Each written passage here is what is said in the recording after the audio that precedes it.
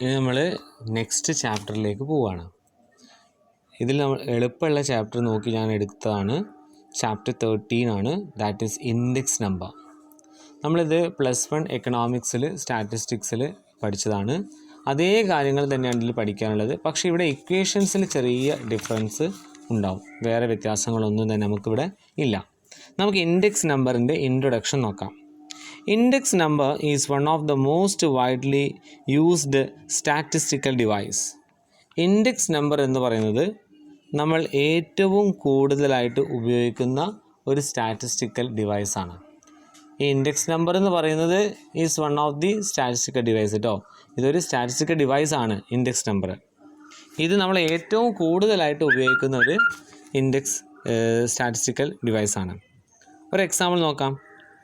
Consider the price of commodity in a particular year.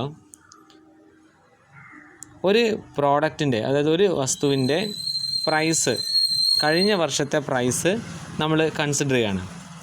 This price may be increased price or decreased price based on the previous year.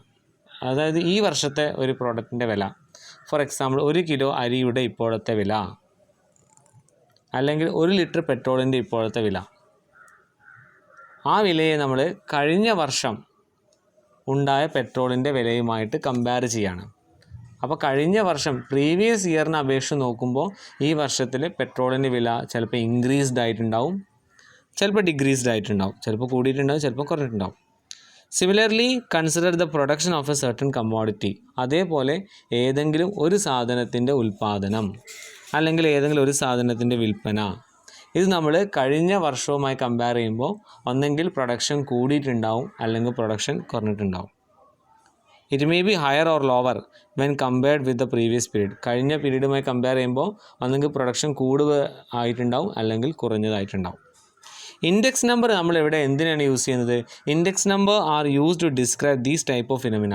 ഇത്തരത്തിലുള്ള പ്രതിഭാസങ്ങൾ describe ചെയ്യാനാണ് നമ്മൾ index number use ചെയ്യുന്നത്. ഇവിടെ index number എന്താ ചെയ്യുന്നത് അറിയോ? Previous ഇയറും present ഇയറും compare ചെയ്യുമ്പോൾ ഉണ്ടായ ആ വർധനവില്ലേ, കഴിഞ്ഞ വർഷത്തേക്കാൾ ഉണ്ടായ വർധനവ് അല്ലെങ്കിൽ കഴിഞ്ഞ വർഷത്തേക്കാൾ ഉണ്ടായ ആ കുറവ്, അത് എത്രയാണെന്നുള്ളത് ഇൻഡെക്സ് നമ്പറിൽ നമ്മൾ എങ്ങനെ എക്സ്പ്രസ് ചെയ്യും? പെർസെൻറ്റേജിൽ എക്സ്പ്രസ് ചെയ്യും. എത്ര പെർസെൻറ്റേജാണ് വർദ്ധിച്ചത്? ഒരു എക്സാമ്പിൾ നോക്കുക. റൈസ്, അതിൻ്റെ 2012 വില 20 ആണ് 1 കിലോയ്ക്ക്. അതേസമയം 2013 വില 24 ആണ്. അപ്പോൾ എന്ത് സംഭവിച്ചു? 20% ഇൻക്രീസ് ആണ് അവിടെ സംഭവിച്ചത്. അവിടെ ആരാ നമുക്കിത് പറഞ്ഞുതരിക? Index number is used to calculate the percentage. Cooking gas 2012 450 ഉണ്ടായിരുന്നുള്ളൂ, 2013 ആയപ്പോൾ 500 ഇൻക്രീസ് ആയി. അപ്പോൾ 11% ഇൻക്രീസ് നടന്നിട്ടുണ്ട്. ടൊമാറ്റോ പ്രീവിയസ് ഇയർ 24 ആയിരുന്നു, ഈ വർഷം 22 ആയി. അതായത് 8.3% ഡിക്രീസാണ് ഉണ്ടായത്. ഈ ടേബിളിൽ നിന്ന് നമുക്ക് എന്ത് മനസ്സിലാക്കാൻ പറ്റും? ചില കമ്മോഡിറ്റീസിൻ്റെ പ്രൈസ് പ്രീവിയസ് ഇയറുമായി കമ്പയർ ചെയ്യുമ്പോൾ വർദ്ധിച്ചിട്ടുണ്ടെന്നും ചില കമ്മോഡിറ്റീസിൻ്റെ പ്രൈസ് പ്രീവിയസ് ഇയറുമായി കമ്പയർ ചെയ്യുമ്പോൾ കുറഞ്ഞിട്ടുണ്ടെന്ന് മനസ്സിലാവും അല്ലേ? Index number provides A single figure to represent the net variation. ഇവിടെ ഇൻഡെക്സ് നമ്പറാണ് നമുക്ക് എന്ത് പറഞ്ഞു തരുന്നത്? ഈ വേരിയേഷൻ എത്രയാണ് ഉള്ളതെന്ന് പെർസെൻറ്റേജ് രൂപത്തിൽ നമുക്ക് പറഞ്ഞുതരും. ഓക്കെ, അപ്പോൾ എന്താണ് ഇൻഡെക്സ് നമ്പർ?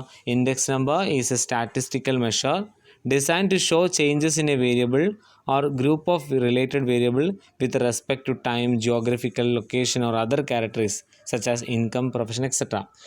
അതായത് ഇൻഡെക്സ് നമ്പർ ഒരു സ്റ്റാറ്റിസ്റ്റിക്കൽ ഡിവൈസ് ആണ്. ഇത് എന്ത് ചെയ്യുന്നത് വെച്ചാൽ ഏതെങ്കിലും ഒരു പ്രൊഡക്റ്റിൻ്റെയോ അല്ലെങ്കിൽ ഒരു കൂട്ടം പ്രൊഡക്റ്റിൻ്റെയോ വിലയിലുണ്ടായത് വർധനവ് കാണിച്ചു തരുന്നു. എത്രമാത്രം ചേഞ്ചസ് ആണ് അതിലുണ്ടായിട്ടുള്ളതെന്ന്. ആ ചേഞ്ചസിന് കാരണം എന്തൊക്കെയാവാം? ജോഗ്രഫിക്കൽ ലൊക്കേഷനോ ടൈമോ ഒക്കെ ആവാം അല്ലേ? അതായത് ഒരു പ്രൊഡക്റ്റിൻ്റെ വില കഴിഞ്ഞ വർഷത്തെ അപേക്ഷിച്ച് നോക്കുമ്പോൾ ഈ വർഷം കൂടാനുള്ള പ്രധാന കാരണം എന്ന് പറയുന്നത് എന്തൊക്കെയായിരിക്കും? അതായത് അത്രയും കാലം ഒരു വർഷം കഴിഞ്ഞതിന് ശേഷം ഉണ്ടായ ആ ഒരു മാറ്റം, ടൈം, അല്ലെങ്കിൽ ആ പ്രോഡക്റ്റ് വിൽക്കുന്ന ലൊക്കേഷൻ, ഇതൊക്കെ ആവാം. ഇനി classification of index number based on the characteristics of index number. Index നമ്പറിൻ്റെ ക്യാരക്ടറിസ്റ്റിക്സിൻ്റെ അടിസ്ഥാനത്തിൽ നമുക്ക് ഇൻഡെക്സ് നമ്പറിനെ രണ്ടായി തരംതിരിക്കാം. പ്രൈസ് ഇൻഡെക്സ് നമ്പറും ക്വാണ്ടിറ്റി ഇൻഡെക്സ് നമ്പറും. ഓക്കെ,